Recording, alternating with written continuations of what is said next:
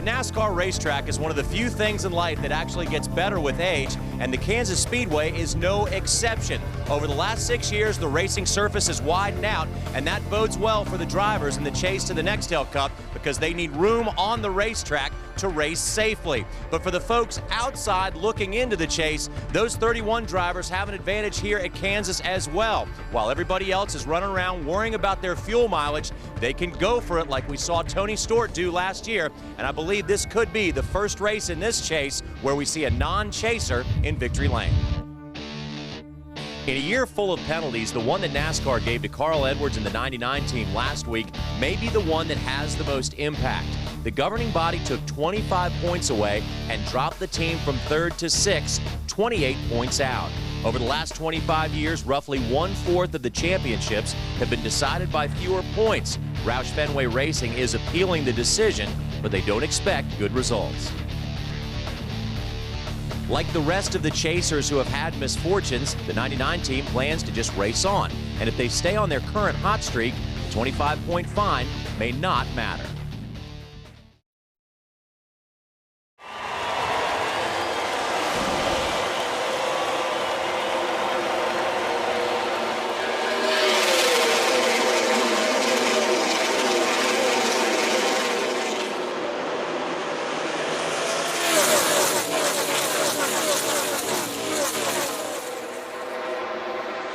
Kansas looking high, will try to lead the first lap. Remember, you get 5 bonus points for leading a lap, and every point is important here in the chase. Jeff Gordon in second spot. Right now, everybody gets through turn 3 real clean. Talked to a lot of drivers. They were concerned about it. Took it nice and easy on the entry of turn 3. Looks like that got through there just fine.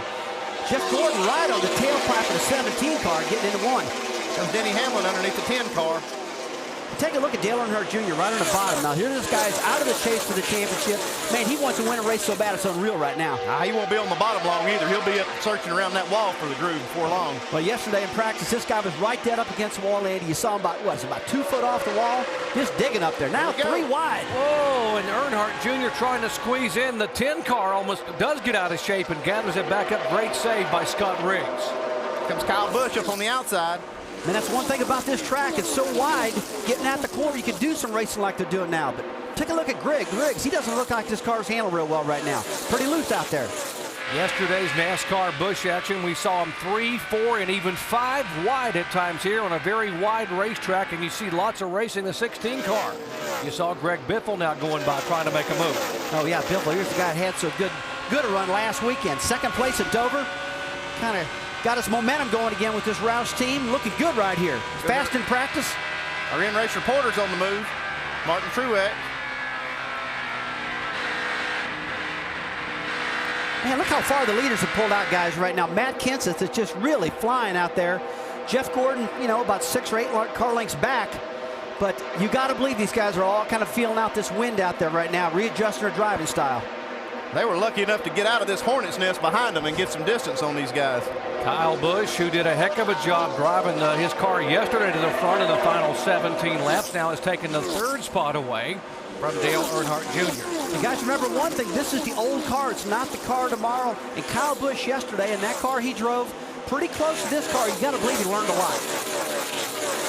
More on the 1 car trying to make a move. Alan Bestwick. Now, how about more on the 1 driver, Doc? When you're racing for a championship, the last thing you need is extra aggravation, right? Martin Truex Jr. broke the little toe on his left foot the other night. Before he left home, he banged it against an ottoman in his living room. It's not a problem. He doesn't use the left foot except on the clutch here in Kansas, but just one of those little aggravations you just don't want to have right now, huh? Just what you don't need is the throbbing toe in a race car for 3.5 hours. Well, next time you better get up and just push that ottoman out of the way instead of kick that thing. It's probably heavier than you thought it was, but I would like to have a better excuse than that one. I've always said I never want to stump my toe in the chase, but I kind of mean it figuratively. Yeah, I hear you.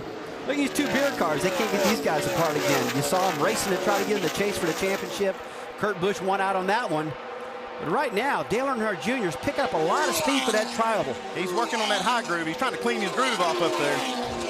building that momentum, and right off the bat, he's right at the top. But remember, you can do that now, guys, because they ran the Busch race here yesterday, and the groove's already widened up. A lot of that Goodyear rubber's already on the track. Remember, Kurt Busch had the disappointment at Dover last week, finishing 29th. Earnhardt Jr. finished 3rd. Now, here's the guy who had the great run, the 16 car of Biffle. His best finish of the year last week. He finished 2nd at Dover, Delaware. Yeah, and he's working the bottom side of that track right now. See him tapering up right behind the 10 car, Scott Riggs. Getting a little momentum built up right now. But like I said, Jerry, this guy's got his act back together. Got this engine wound up, over 9,000 RPMs getting in the corner. Looks like Scott Riggs got his car kind of sorted out a little bit now, able to maintain some. Yeah, talk about the telemetry. Let's see what this thing's going to do down the back straightaway with all that tailwind. Man, look at that speed climb, 181, 185, all the way up, 190 mile an hour. You're not supposed to go that fast down the back straightaway. The front straightaway's longer. Alan? Remember yesterday in the NASCAR Busch Series race, Rusty, for folks that were watching, Greg Biffle ran all the way in the outside lane of the racetrack. But this car, he practiced yesterday right in the bottom lane where you see him running now. He said this car was very good, was very comfortable, but given the change in weather conditions, he wasn't that sure what he had for today's race. Mike? Such a promising qualifying effort for Scott Riggs. Started 3rd, but as you can see, he's been fading. The reason? Very, very loose. Maybe a product of the blustery winds here on the back straightaway in turn 3. And these blustery winds are going to be driving these guys haywire, but I really like how they're negotiating. They're understanding what they're up against, and good drivers can do that. They really pay attention. Here's the 31 car of Jeff Burton. We told you he was starting way back in 34th position, and this is a brand new car, but Andy, they have had their hands full all weekend trying to get this car dialed in, and a moment ago it didn't get any better. When you start this far back, you have problems sometimes getting by these guys. This traffic can be a problem. You see here he bounces off the 49 car just a little bit. I got to think that's some of the wind gusts that they're dealing with down that back stretch. Oh, yeah, there's gusts all over the place. And right now, since we're not seeing anything wild happen like I predicted at the moment, I got to believe it's going to happen. You know what the winds did for Dorothy and Toto and the Wizard of Oz here in Kansas? The winds are really wreaking havoc here with the drivers. Remember, yesterday, Jimmy Johnson in happy hour, the final practice session, turned the quickest lap in the session in lap 1, but then went sailing down the backstretch with a 29-mile-per-hour tailwind, and the car bounced off the wall in turn 4, had to go to a backup car. When we talked about Chad Canals, Chad made a comment on Jimmy Johnson yesterday. Why he spun out? He said the winds just blew us right around the track. Just got loose. Wind's blowing him to the front right now. He's 12 spots up where he started. Like to be at 17 right now. 18-mile-per-hour winds with gusts up to 30. Back after these messages. Pull back in line. By the way, give a call to the 31 car, Jeff Burton, now moving all the way up to 29th position. Juan Pablo Montoya also trying to get there. Dale Jarrett. And back up front, it is a Ford and a Dodge, followed by a Chevrolet. Kenseth, Busch, and Jeff Gordon, 1st, 2nd, and 3rd. With all these restarts, these guys just can't seem to build momentum. You got to get the tire pressures up, kind of get the rhythm going right now. It looks like Kenseth has just locked himself right there on the bottom of the track. But here's another guy, Tony Stewart now. He's coming up from the back up to the front. He's all the way up to 7th position right now. And man, look at Junior. He is really aggressive today. I mean, he's really trying to make a pass anywhere in this racetrack. Greg Biffle also trying to move on the inside, coming off that great run a week ago at Dover, Delaware. There's Greg down on the bottom in the 16 car. That is for position. He will take the 7th spot away from Dale Earnhardt Jr., or at least attempt to. Here comes Junior back on the high side. Yeah, you got to hand it to Junior. He's real comfortable with the top side of that racetrack, and he commits to it every single time. And look how much faster it makes him go off the straightaway with that momentum. That's what's causing these problems. That's why he got into the back of Kyle Busch. You can see he's got that momentum on Greg Biffle right here. The more laps they run, the better that groove's going to get for him. 2nd position, heating up a little bit. Jeff Gordon, the 2-time winner, the only 2-time winner here at Kansas Speedway, and our current points leader in the chase. Back in the 24 car, Jeff has 4 wins this year, but hasn't won since the middle of June. He won 4 times in the first 14 races, and then they've been shut out since. He said, I desperately want to get back to victory lane, particularly now in the chase. And you heard him talking during the red flag about how pleasantly surprised he was about how well his car was sticking here in the early laps. They have got a great race car. The last few weeks they have, but the one thing I've seen with this team is Matt Kenseth. I've never seen Matt Kenseth be so aggressive, especially early. He's out here leading these races early, trying to lead the most laps. Usually Matt Kenseth is the guy that you see show up at the end of the race. Well, you know, we talked about the cars being predictable. This is the older car. He's so good with this car. The car tomorrow struggling a little bit still, but really has this car understood. Jamie, what's going on down there? Well, Rusty, you started to talk about the 2 car. It's called the PT Special, and I talked to Kurt and I talked to Pat Trice and the crew chief. They said, you know, I think some people are going to doubt us because we finished 25th and 29th the first 2 chase races. They said this thing is far from over, and the car we have today, we're ready to go to victory lane and pop back up in that point standing. 48 car, Jamie's also got a rocket. He's got a very good race car. Here comes the guy you talked about at the top of the show, Jamie, little Jimmy Johnson from the back of the pack. Folks, this is a backup car, not the car he set on the pole with here. As he's trying to catch these guys, and now Kurt Busch, the PT Special that dominated at Pocono, trying to take the lead. He tries to become the 3rd leader of the afternoon. Couldn't quite get it done that last time by. If he can get just a little bit of help from Jeff Gordon, give him a little draft down that back straightaway to clear the 17th, that would help out big time. Because the draft right here at this track does have a lot to do with how these cars handle. Like Matt's now working the top side of the racetrack to his advantage. 3 cars nose to tail here after 42 laps. Jeff Gordon trying to get to the inside. The battle now for 2nd position as Matt Kenseth continues to lead here in the early laps at Kansas Speedway. Be aggressive, Doc. Exactly. The worst finishes by the chasers, by the way, thus far. 25th by Kurt Busch at Loudon, 38th by Denny Hamlin at Dover. Right now, Kyle Busch in the garage area is 43rd, and Jeff Burton 41st. Those 2 back in the garage area as we go back to green, and Matt Kenseth leads them down. 9 of the top 10 drivers are in the chase, and right now the chase is on for the lead with that 20 car of Tony Stewart trying to get on the inside. And here comes Kurt Busch back on the high side. And boy, has that 20 car been a good one throughout the day. He started kind of back a little bit. He drove that thing all the way up front. And now he's passing Kenseth for the lead on the bottom of the track. Here he goes. Bringing that 2 car with him. Trying to. And man, he looked like he was shot out of a cannon right there. But Kurt Busch, strong car. Look at that momentum he's got off of turn 4. Kurt Busch on the inside, and as he flashes by, you see his brother Kyle Busch now coming back out of the garage. They have worked so hard to get that car repaired, so he is back on the track. Market now at lap 74. Kyle being shown 45 laps down.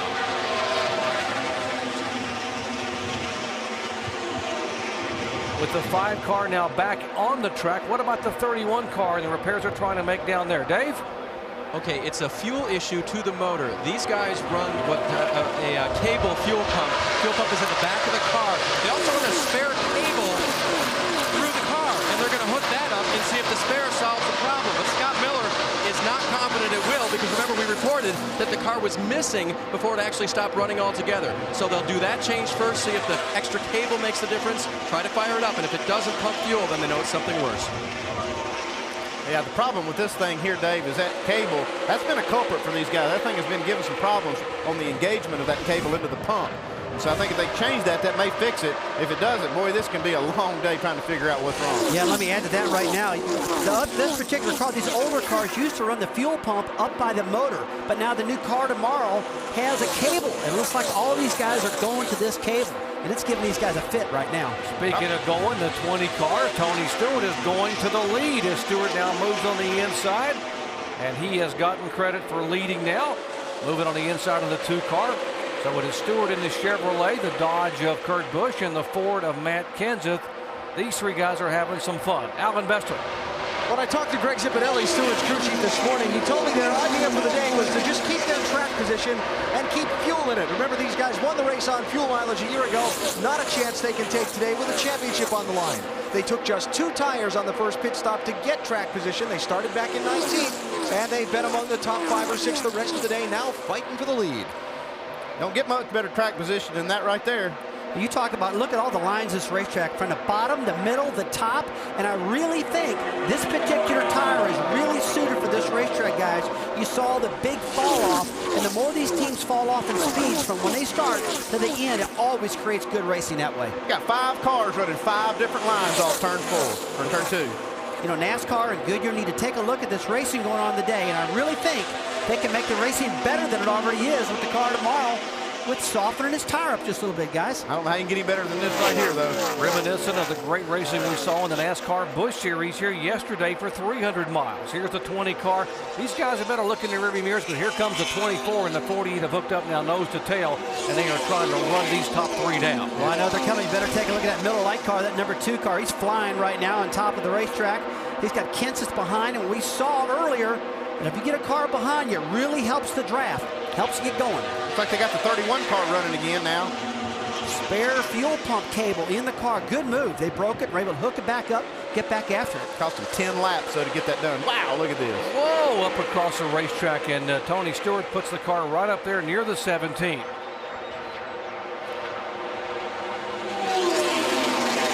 Jimmy Johnson and Jeff Gordon. Remember, Jimmy Johnson was the pole sitter in the backup car. Started back at the very back of the field. Has driven all the way up to 5th position. And folks, this is the car that Jimmy Johnson won the race with at Las Vegas. And that day he started 23rd. Ended up leading 89 laps. And who did he have to beat that day? How about Jeff Gordon and Matt Kenseth? Check out the 31 car, man. They got it running good. Oh, yeah, look at those fresh tires they're doing. I mean, he's got those new tires on right now from the last pit stop. He's just motoring this baby right to the front. And that's what these softer tires do for you. They make these cars fly. You're going to get one of these 10 laps back right here. Now, the way that thing's running, get all 10 laps back. Hey, look at old Kurt Busch, though. He's bolted that thing to the top of the track. He's committed there. He's like, hey, if you want to pass me, do it on the bottom side. Jeff Burton is a man on a mission. He wants to be in this chase. And remember, he led it here a year ago. He is driving that car despite being 11 laps down by the leaders here after 81 laps. Back at Kansas Speedway, the 17 car on pit road as pit stops beginning. They came in a little earlier than we thought they might. This is a short pit move by Robbie Reiser that could pay off if this rain will just hold off. Here comes the 48. Jimmy Johnson down pit road, backup chart. Chad Knaus and company got it done a year ago in the chase to make him a champion. Can they get it done on this critical pit stop here today? Mike? And Jimmy Johnson rolling to pit road right now, still a little bit free, trying to tighten that car up. As he hits his stall now, the team goes to work on the right side. A 4-tire change is the call for the 48 team, who's been running extremely hard from the back of the field all the way to the front. Meanwhile, Denny Hamlin also on pit road just behind him. You can see back a stall behind Jimmy Johnson. They go to work there, a 4-tire change and a chassis adjustment on Denny Hamlin. Let's go to Jamie. And Kurt Busch has been dominating. They were hoping rain would come out because it was official at the halfway point, but they made a 1 round down on the track car and 4 tires of fuel. He's away. 24 car, Gordon coming in. The 2 car of Kurt Busch coming out. Dave. Spotter on the roof, Shannon McGlamory reporting it's spitting up here, but they had to come down pit road for fuel. There'll be a chassis adjustment, but just 2 right side tires to maintain any track position they can. That's a great move with Jeff Gordon's team.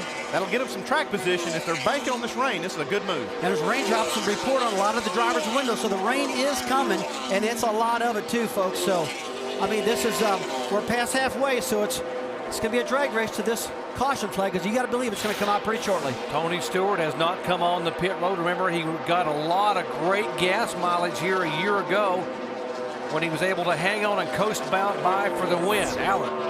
Tony Stewart's team was ready to pit him a lap ago, but they told him to stay out. They were feeling raindrops on the pit box, so now they're trying to see how long they can run on fuel, see if the skies are going to open up, and they might steal a win away. They almost can't take a chance on either way, getting caught pitting and then it raining, or staying out and running out of fuel. Tough spot there, Dave. Alan, tough spot for these guys, too, because they were running so well. The 22 of Dave Blaney has to give up his track position now. They need fuel in that race car. Earlier today, they made no changes at all to it. It's been good most of the day. They started last on the field today, and they will change 4 tires, make no changes again for Blaney. Caution on the racetrack as Blaney is away, and you see that Rick Monroe waving the caution. We saw a flash of lightning just behind us here as the storms are moving in. Folks, thanks for hanging with us. We're getting set for racing here as they come down. Lap 154 of 225. Tony Stewart is the leader. These cars on the tail end of the lead lap, and they're going to go 3 wide and 4 wide as they retake the green flag. There's Tony in the 20 car behind all these cars. that are being shown on the tail end of the lead lap. Whoa, contact. Schrader is sideways. Gilliland is in it. The 1 car of Truex, the 17 car of Kenseth. Mark Martin getting his car woed down. These guys were 3 wide off the corners on a real green racetrack.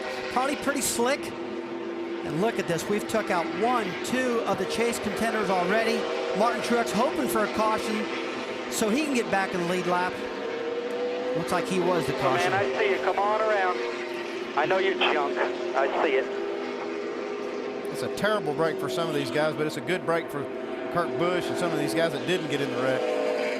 Bobby Labonte, heavy damage on the Richard Petty owned car. It couldn't get no worse. There's the 17 car, Matt Kenseth, who had led 3 times for 49 laps today. I'll show you what happened here on the restart in the corner. Watch a 21 car.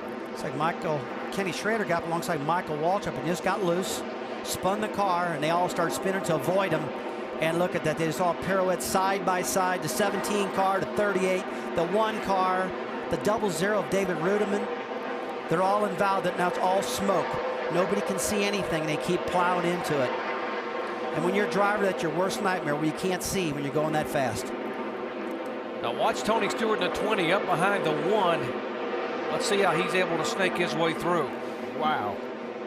He got up underneath that 1 car, but it looks like he got through clean otherwise. Looks like Tony's got the top of his fenders, a little bit of damage right there. But Kenny Schrader just ran out of room underneath Michael Waltrip in the bottom, exiting turn 2, and boy, that is the worst spot to get loose, and he did.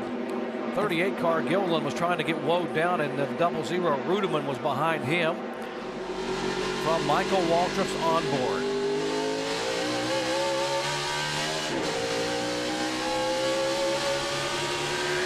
See, Michael's actually in the left rear quarter panel of Jimmy Johnson just a little bit, trying to get down in that corner.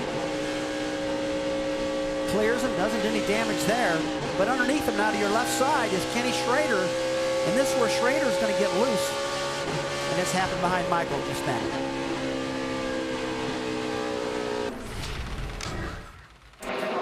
Pace car pulls away. Kevin Harvick, Greg Biffle, Dale Earnhardt Jr., and Clint Bowyer, the top 4 as they come back to the green flag.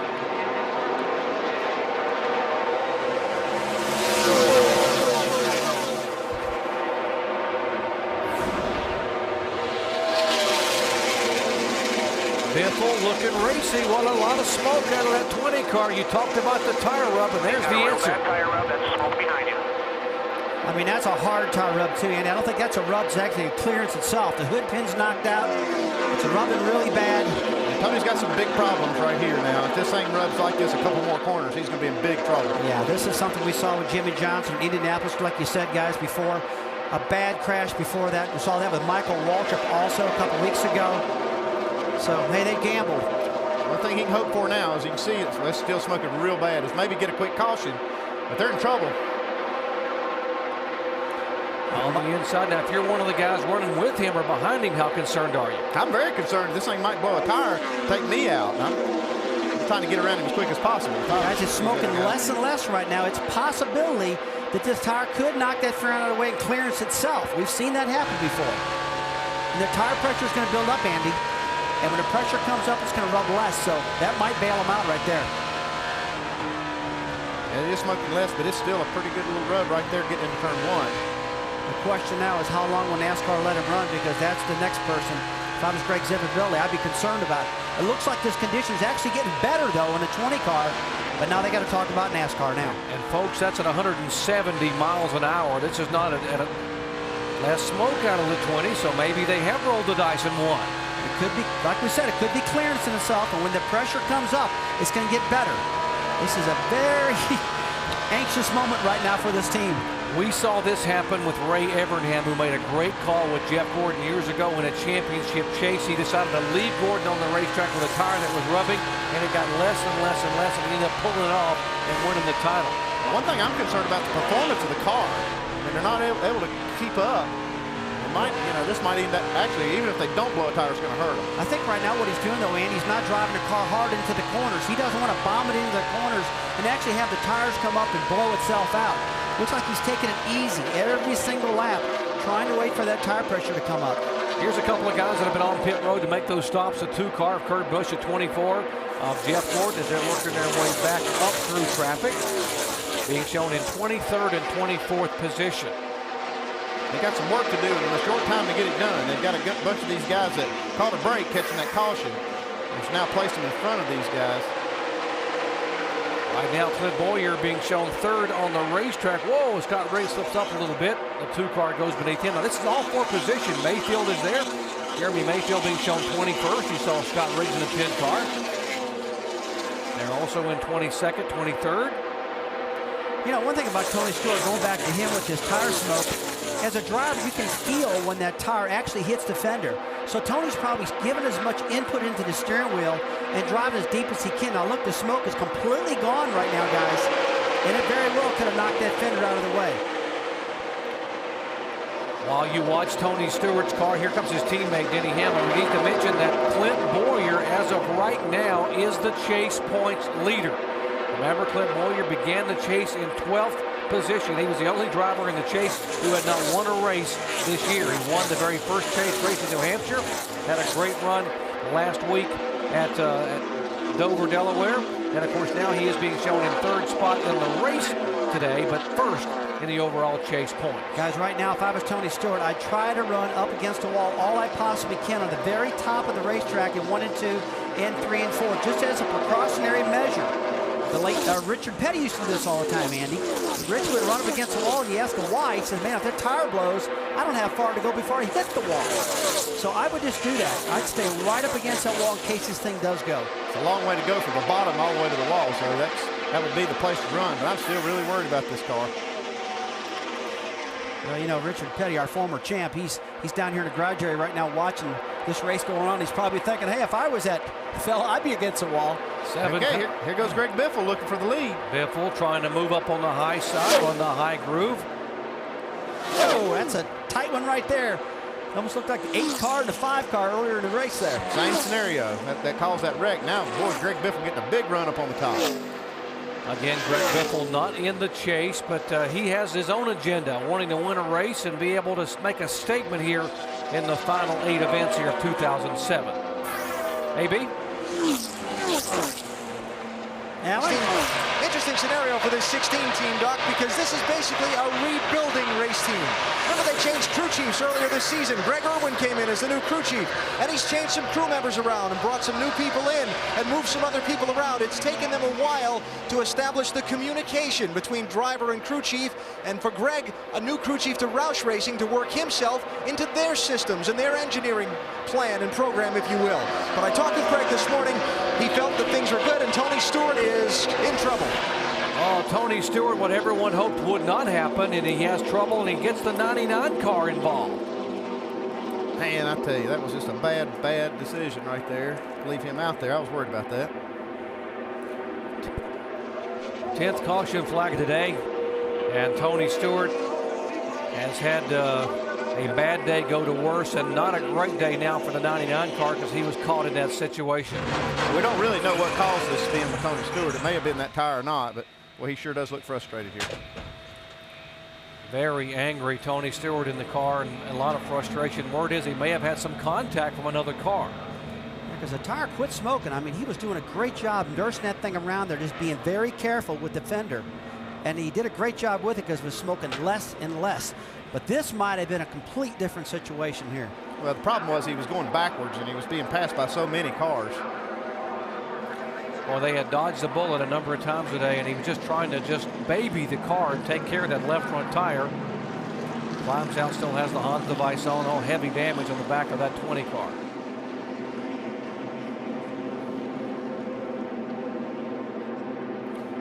Let's show you what happened here. Lap 175.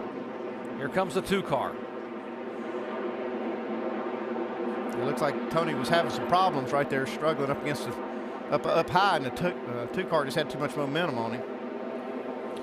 Carl Edwards was on the high side, and he was trying to have nowhere to go, and Tony's car spun up, and Carl just goes right into him. So damage on the front of the 99, and there's the heavy damage on the back of the two-time. Yeah, we see the tires flat on the left front. Tony probably had that tire go down and trying to get out of the way, and two-car got into the back of him. Yeah, that's exactly. You see the sparks flying out from under the car. Nowhere for Kurt Busch to go. That's a great pickup, Andy. The tire going down, and suddenly Tony slows up, and there's nowhere for Kurt to go right behind him. Yeah, not totally unintentional by Kurt Busch. Greg Biffle has not won since Homestead at the end of the 2006 season, 28 races ago. He will lead him down to the green flag. It'll be 23 laps to go to the checker.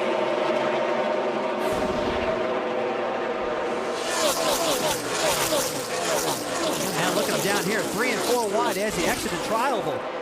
You can tell they want this stuff bad. They're all trying to get out of position they can. Jimmy Johnson has already gained a couple of spots. He's in the middle. There comes the 48 car. And he is on the move right here. He knows he's got a short time to get this done. And man, he's kept that car clean all day long, coming from tailback all the way up through there.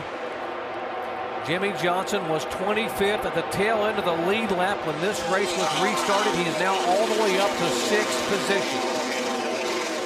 The 20 car has been officially retired for you Tony Stewart fans. They've had to call it a day. The car was not repairable. Take a look at Reed Sorensen. I mean, he's got a good car today, right in front of Jimmy Johnson. That just pulled up in a rear bump with the 8 car a little while ago. Well, Dale Earnhardt Jr. has been solid throughout the day. Got a lap car of John Andretti in front of these guys. Look at Johnson. In the rain delay, Jimmy Johnson told us in an interview he'd be thrilled with the top 5. Just coming out here with a top 5. Remember, he went to a backup car after wrecking the primary car that he'd put on the pole in happy hour. This car started shotgun on the field. Here's the battle now. Teammates for second spot. Hometown boy, Clint Boyer, taking second spot. Now he's looking for the lead.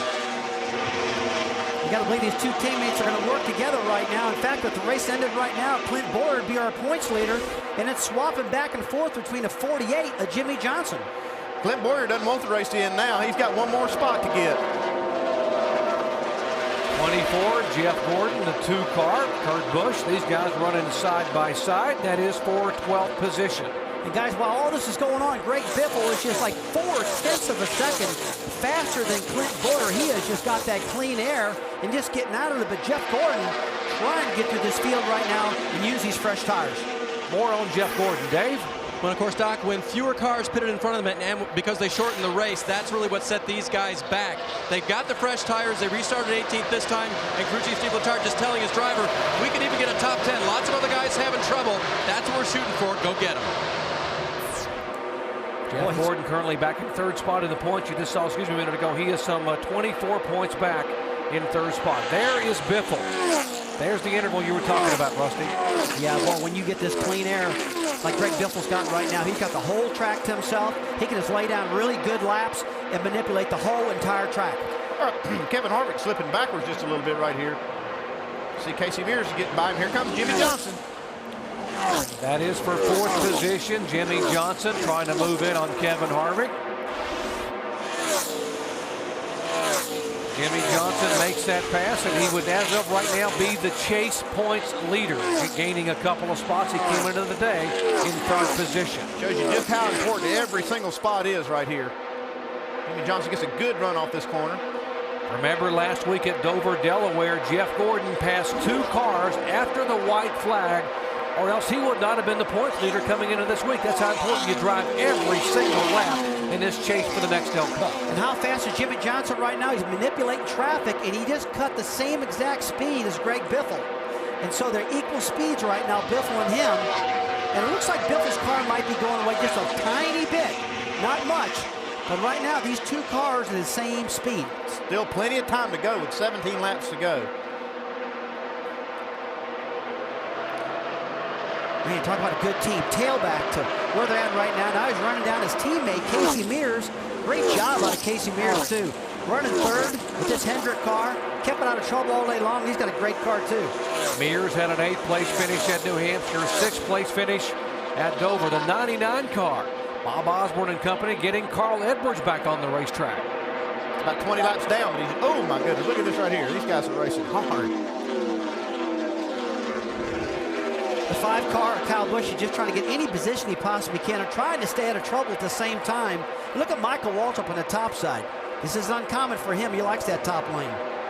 And I just started to say, do you think that Casey Mears is going to move over for Jimmy Johnson? It looks like Jimmy has just got a faster car and just passing him right now. I don't think Casey Mears had anything to say about that one right there. We saw what happened at Dover, Delaware. Team orders kicked in and asked Casey to move over for Kyle Busch. He didn't have to do it here because Jimmy's car is just that fast today. Jimmy had the fastest car on the racetrack last lap. Jimmy Johnson takes a spot away. Third spot Johnson, fourth Mears, fifth is Harvick. Now sixth is being shown Jeff Gordon. Interval now between Biffle and Bowyer is 1.3 seconds. Last 40 laps for Jimmy Johnson in terms of the chase. Take a look at that. Lap 156, he was 24th, and now all the way up to third. Here at lap 195, this guy's made some tracks, man. He's been flying all day long. Denny Hamlin digging for anything he can pick up with this 11 car. Hamlin being shown a lap down in 29th position. He is the first car a lap down. He's hoping for a lucky dog right now, some chance to get back up there. Car's still running good enough to get some spots if he can get that lap back. Johnson's about 3 seconds behind Biffle right now. Boyer's about 1.3 seconds behind Biffle. And the 41, look at this Reed Sorensen. This kid has been fast. Grabbed the pole to Brickyard 400 Indianapolis, ran fifth there. Won a Busch race right after that. Really been focused for this Felix Sabates Chip Ganassi team. Sorensen was second fastest in the final practice session. This is the car, by the way, that he won the pole with the Brickyard 400 and finished in fifth position. Earnhardt Jr. up high in the 8 car. That's battling for spots. Elliott Sadler in the 19 trying to go underneath Jr., and that would be for the 8th position. These Evernham teammates have good cars here today. This is for a top 10 spot now for the 19, Elliott Sadler. Here comes his teammate right here. Well, you see Casey Kane right there in the 10th position right now, trying to run down Earnhardt. Trying to get underneath him. He's got a big run coming down the front straightaway. Ray Evernham talked about how much he wanted to be able to get these cars back on the racetrack, and he was on the radio talking to Elliott Sadler. Very involved with what was going to happen with the 19 and the 9 cars. Now these guys are making their way toward top 10. They will have top 10 finishes if they can hang on for both cars. 11 laps to go, guys. Here goes Gordon by the 29 car. That is for 5th spot. He's got new tires on that car. Steve Letart's been trying to keep Jeff Gordon positioned for this finish. Keeping good tires on. And you know, Andy, when he brought him down pit road and topped it off the fuel and put 4 tires on again, you know that was a good move right there, because I don't care if these tires got 3 or 4 laps on them. When you put new tires, they're always faster. I've always said there's no tire like a new tire. Give me 4 new balonies, they used to say, meaning Goodyear Eagles. And these things will flat take off. That's what's happening with Jeff Gordon's car right now. 16 car of Biffle. 10 laps to go. We kept talking about how long it was going to take for Biffle to get back in victory lane. He was 9 laps away. And how about the 07, the kid from Kansas who wants this so bad and said, I won my first race, but I really, really want to win here at the home track. He just clicked off another 1/10 of a second on Greg Biffle's lead. You know, there could be enough laps for Boyer to run down Biffle right now. He's catching him right about 1/10 of a second a lap.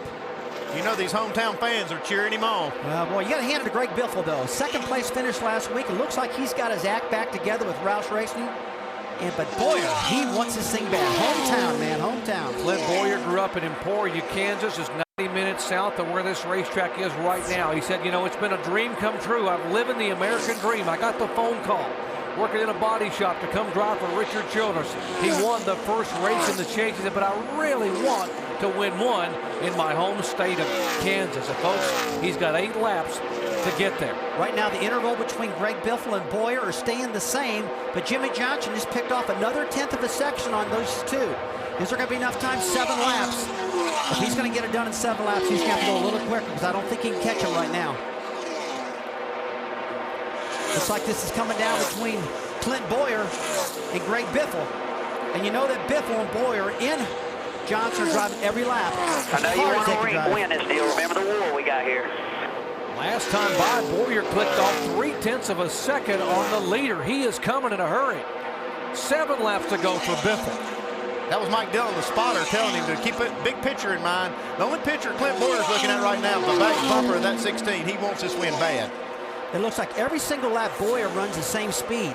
And Biffle, he'll run a fast one, then mess up a little bit, not much, about 1/10 of a second. He's not as consistent at the moment as Biffle. I'm sorry, as Boyer.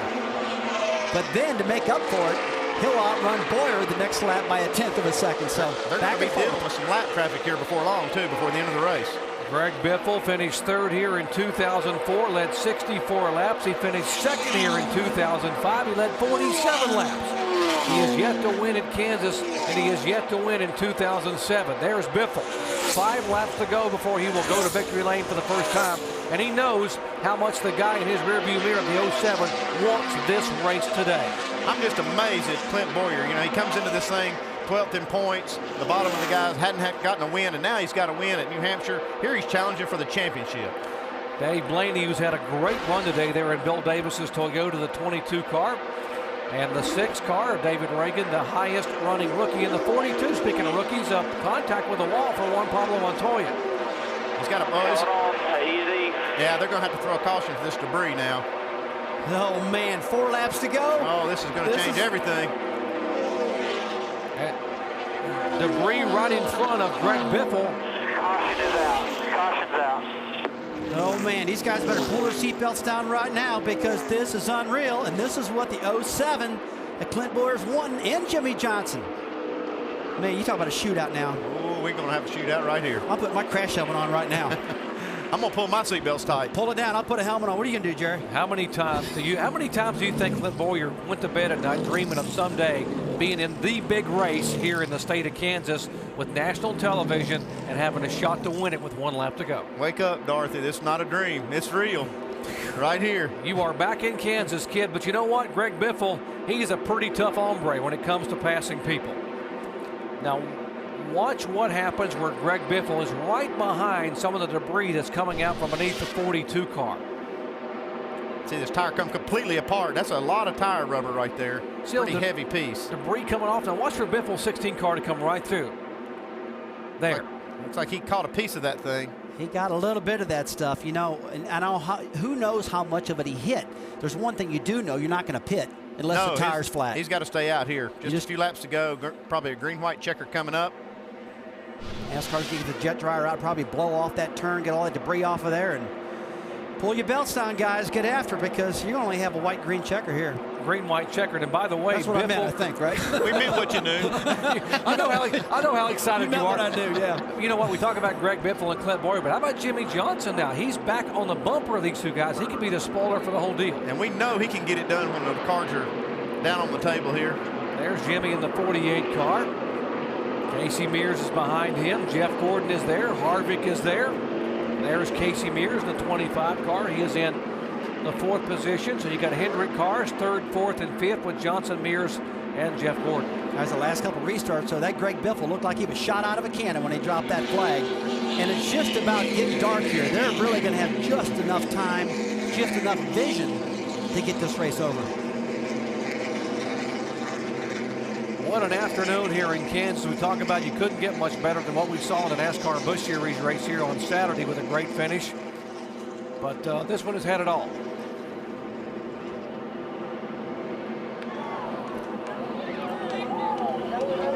Thank you, sir. Well, due to the darkness, they're saying they are not going to restart this race because of the darkness on the racetrack here.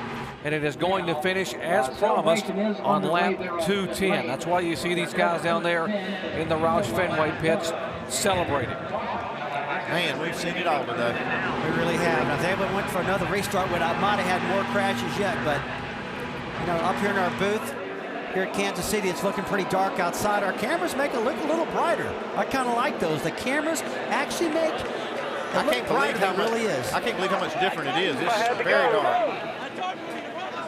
Let's go down to the Roush Fenway crew and the winning crew chief with Dave. Doc, it was 17 races ago when Greg Irwin became Greg Biffle's crew chief for the first time. And now the Greg and Greg combination has their first win. Can you believe it? Wow. You know, he told me a month ago we were going to get one for the year's out. And felt like we gained on it last week a little bit. The team's been coming together. We're just working hard at the shop, and my thanks to everybody. You know, the pit crew.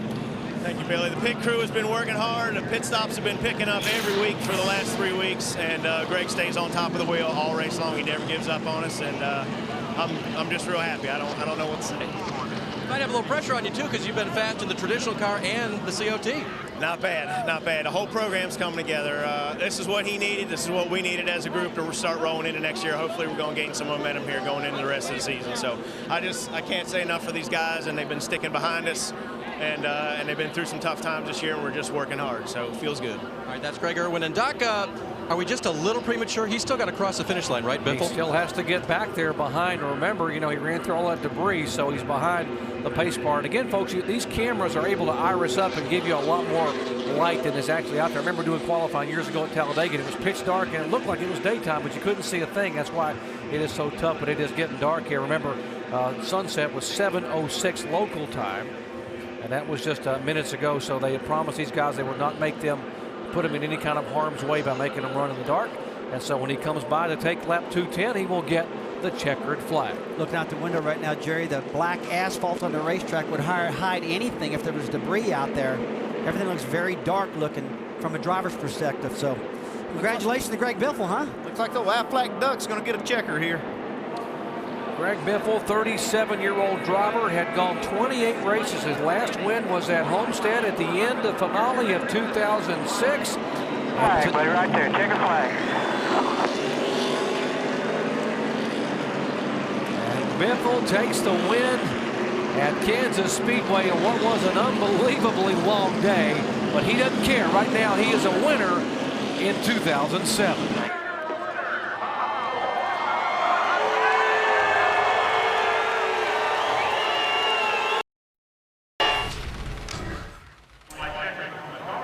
Yeah, instead of the driver getting out of victory lane in the shower of confetti, you walked in here with a quiet car. Where did you run out of fuel? Well, I didn't run out. It still had a little bit of fuel, but I went off in the grass, and they said, will it run? I said, yeah, but they told me to get out of the car. They wanted to push it, so I got out, and they wanted to push it over to victory lane. I think they don't want anybody messing with the car, so I'm not sure I was going to get out of that grass either once I got down in there.